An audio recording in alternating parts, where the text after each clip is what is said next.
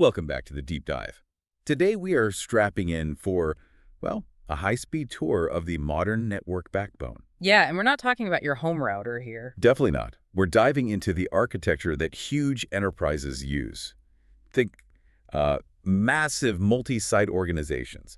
They demand perfect consistency, really robust automation, and this is the key bit: artificial intelligence to run things. That's absolutely right. Our source material today, it's pretty specialized. It's drawn from advanced networking documentation, the guides that really define how these big cloud-managed networks operate.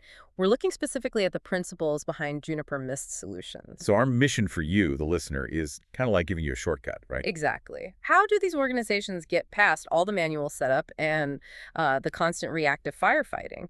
We're pulling out the core strategy for managing configuration everywhere across maybe thousands of locations and using AI for assurance. This is really the playbook for running a network that's like invisible because it's so consistent, but also smart when it comes to troubleshooting. It's how they guarantee reliability without needing, an army of engineers checking every single cable and port manually. Yeah, imagine that. And if you want to get your head around concepts like configuration hierarchy or maybe event-driven integration, automated root cause analysis, this is the deep dive for you. We're hitting day one deployment strategies that actually scale, and then day two operations that get really close to that idea of the unmanned network. Pretty close, yeah. Okay, let's unpack this. Let's start with the big one, the fundamental challenge, really non-negotiable for any large org: consistency, but at scale. Right. Imagine you're running a company, 500 offices worldwide.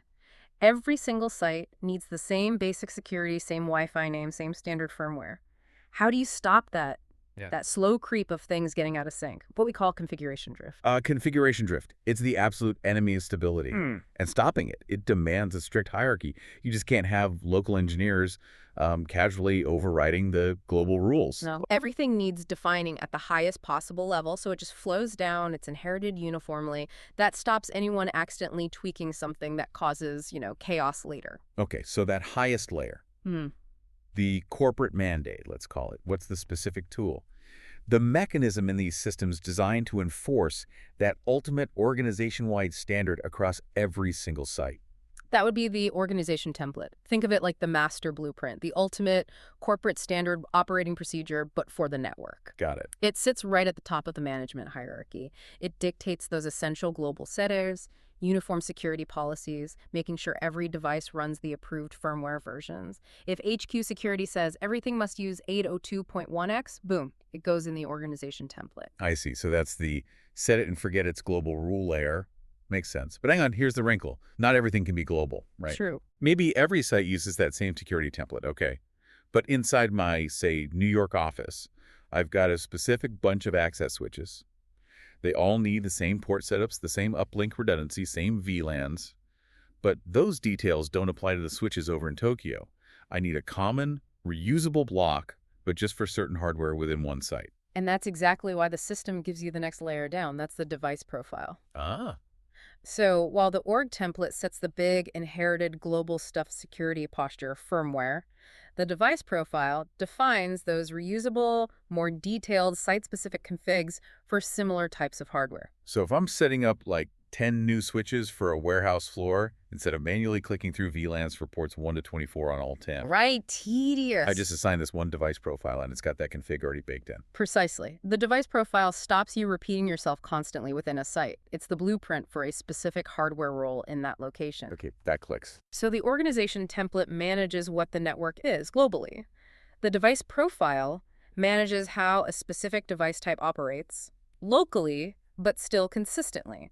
Put them together, and that's how you manage thousands of devices without things drifting apart. Yeah, that move from manual tweaking to template inheritance must cut down human error massively. Oh, absolutely. It's the difference between configuration management and just trying to manage a herd. Much cleaner. Okay, so we've got consistency handled. But to manage that scale, doing things by hand is just impossible. And consistent network is great, but if it's silent, it's useless. It needs to talk to the rest of the IT systems. This is where the network stops being just a box in the corner and becomes, a proper citizen in the data center ecosystem. Here's where it gets really interesting. Let's talk speed. Here. An important access point goes offline. The network ops team, they need a ticket. Yeah. like right now, Yeah. in their external ticketing system. Instantly. Yeah. The old way was polling, right? The ticketing system constantly asking the network, you okay, you okay, you okay? What lets the network just push a notification out the second something happens? That immediate push-based thing, that's done using webhooks. Okay. So unlike polling, where the client keeps checking the server, a webhook is event-driven. That AP goes offline. Boom. The Mist platform immediately sends a structured notification. Usually it's a JSON payload to a specific URL you've set up. It's like the network picking up the phone and calling out the second something's wrong. And that JSON payload, that's just standardized data, isn't it? Like a very formal text message the other system knows how to read instantly. Exactly. Make sure the data is machine-readable, actionable, no human translation needed. This idea of automated machine-readable configs, it leads straight to infrastructure as code, or IAC. The basic idea is treating network config not as clicks in a UI, but as actual files you can manage, put under version control. Why is adopting IAC so critical for keeping a big network stable? Well, IAC is vital because it gives you repeatability and consistency. It's guaranteed. When you manage your config using code like files checked into Git or something similar, you can deploy changes, roll them back, test them, just like software developers do. Right, like proper software engineering. Yeah. And if you need to copy a successful setup across 50 new sites, IAC makes sure those 50 sites are exact carbon copies. It eliminates the human error you always get with manual setup. It changes the game from, did I remember to tick that box, to the code proves the environment is correct. Precisely. And it makes collaboration way easier for big engineering teams, too. Okay, now let's connect that automation back to security and compliance. Every big company has SIEM systems, right? Security information and event management. They need to track everything an admin does. Every login, every config change, every deletion, everything. So for that real-time record, feeding the SIEM, meeting those security mandates, which specific webhook topic does an organization have to subscribe to? For that absolute visibility meeting compliance rules, you must subscribe to the audit logs webhook topic. That gives you the essential real-time fire hose of data covering all admin actions and config changes inside the management platform. It's totally non-negotiable for feeding your SIEM and keeping things secure and accountable. Okay, makes sense. But if we're relying on these automated systems, sending sensitive data like audit logs outside the platform via a webhook, how do we know the message is legit?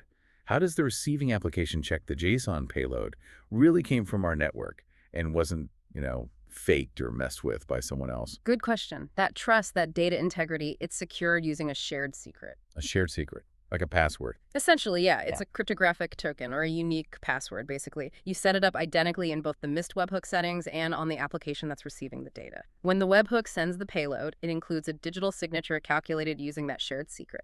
If the receiving system tries to recalculate the signature using its copy of the secret and it doesn't match, it just rejects the payload, says it's fraudulent or tampered with. It's the secure handshake for that automated communication. I love that. An automated network needs automated security checks built right in. Okay, so we've got the hierarchy, we've secured the comms. Let's shift gears now and look at how this network goes beyond just monitoring into proactive diagnosis. What's fascinating here is how troubleshooting is changing. We're moving past simple alerts like device offline Yeah, the basic red light. to AI-driven insights that actually tell you the exact root cause and, crucially, what to do about it. We're talking about the network having its own virtual assistant, right? This AI, this machine learning engine, it crunches huge amounts of data connection attempts, radio signals, everything. Yeah. Pinpoints a specific problem, and then this is the magic part. It gives you human-readable steps to fix it. What's this core component called? The one doing the automated root cause analysis. That intelligence, that capability, it's bundled into Marvis Actions. Marvis Actions, okay. Marvis Actions is the system component that processes all that network data, spots common failure patterns like maybe a recurring misconfigured VLAN or a flaky uplink connection, and then translates those technical failures into specific actionable steps for the network operator. It completely bypasses that old process of an engineer digging through logs for hours. It just presents the diagnosis and the cure together. So instead of just an alert saying user reported slow Wi-Fi, Marvis Action might say user X is slow because APY has a loop. It's due to VLAN Z misconfiguration on port 10. Click here and we'll push the fix. Exactly that. It means you don't need deep subject matter expertise for every single common repetitive problem anymore. That's huge. Let's dig into that diagnosis power a bit more with SLE's service level expectations.